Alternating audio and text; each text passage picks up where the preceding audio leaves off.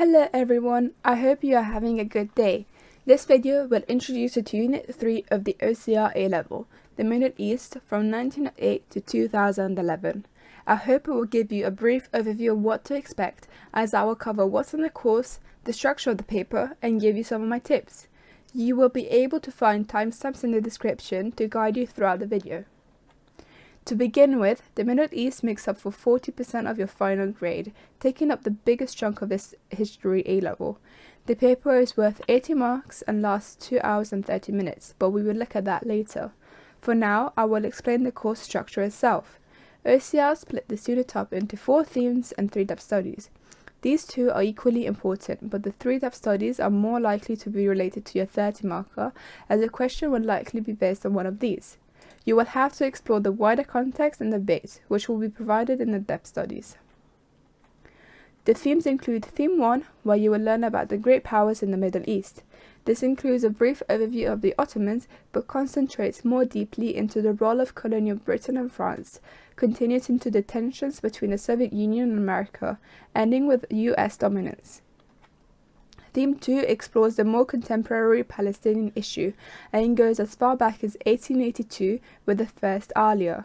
It also explores Zionism and the Arab-Israeli wars, touching on attempted peace talks by the PLO, also known as the Palestinian Liberation Organization, and the Palestinian Risings, known as Intifadas.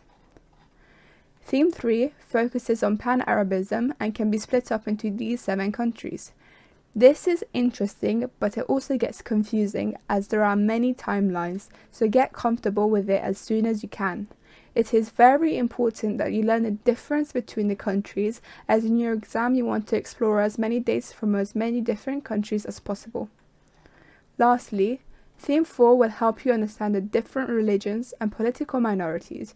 This includes the different strands of Islam, such as Sunnis and Shias, and explains why there is conflict between the two, but it will also help you to understand political groups such as Hezbollah.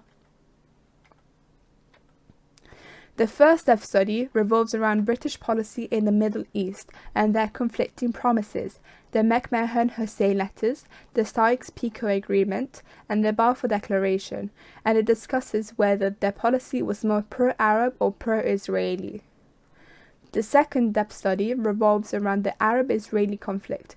For example, if the Palestinians were truly expelled or if they left on their own accord, and whether Israel won due to their persistence or if their victory was due to the disorganization of the Arabs. The third depth study is based on Nasserism, essentially exploring the rise of Gamal Abdel Nasser as president of Egypt and his subsequent policies of Arab socialism and Arab unity, as well as its decline marked by Nasser's death in 1970. Although you will get taught most of this in Theme 3 when you explore Egypt, it is important you ensure you are comfortable with the dates from 1952 to 1970. Wider reading will definitely help. For example, you could watch a documentary titled Nasser's Republic, The Making of Modern Egypt, which I will link in the description below. Lastly, we will explore the paper. As we said before, it is 2 hours and 30 minutes long, and you will have 3 questions. It is very important that you practice doing written, timed essays. In my experience, using a computer is helpful as it is quicker, but I often found myself going over time, writing much more than I was capable of writing in pen, or even looking up dates on Google. Therefore, it's better if you do timed written essays. The 30 marker will always present you 2 extracts from historians, and they will have 2 different points of view. Sometimes this can be really subtle, so you need to ensure that you reread it a couple of times. You will also need to quote them throughout the essay, so highlighting differences may help to clarify things slightly. As you can see here, it will ask you to evaluate the interpretations, so source A and source B, and explain which one you think is more convincing. You will also have to answer 2 25 marker questions, and you will be given a choice of 3. These 3 could look like any of the below. So it could give you a statement asking how far you agree. It could ask you to what extent did this thing influence this other thing, or it could even ask you if the major point for this issue was this event and ask you how far you agree. However, you will not necessarily get one type of each. For example, you could get two of to what extent questions and one major point question. You may also have a closed off period, for example, 1948 to 2011.